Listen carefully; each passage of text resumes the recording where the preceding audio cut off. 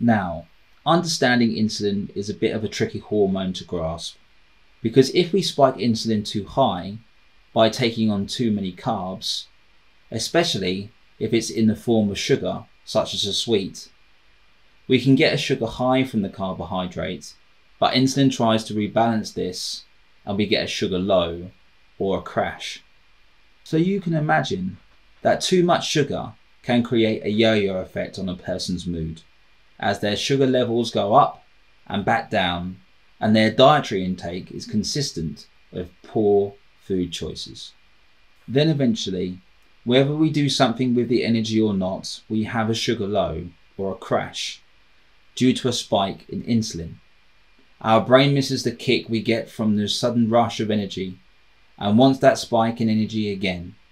So we look for more sugar to fill that low. So guys, as you can see here, sugar can be quite addictive. Carbohydrates are definitely a preferred form of energy. And the more that we start to understand that, the more that we start to see why the body puts on weight. The body puts on weight primarily from carbohydrate because it is an instantaneous energy. And if it isn't spent or used preferably, insulin will store it as body fat rather than use it in functional activity or work. The brain does actually use glycogen, which is a form of carbohydrate or simple sugar that's digested through the body. However, the brain only runs on glycogen. It doesn't run on fats and it doesn't run on proteins.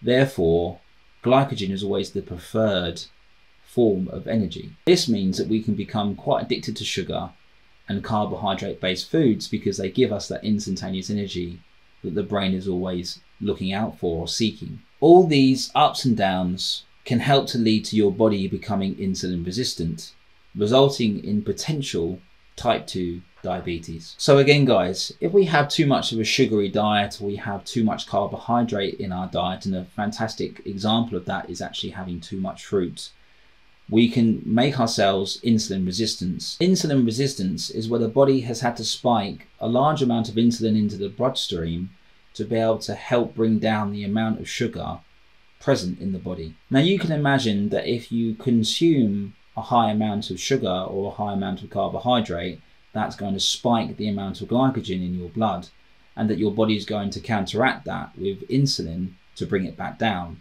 And all these highs and lows are going to make the body eventually resistant to insulin, no matter how much insulin is injected via the body. This can then potentially lead to pre-diabetes or type 2 diabetes, where the body has become insulin resistant and doesn't store sugar in the correct way.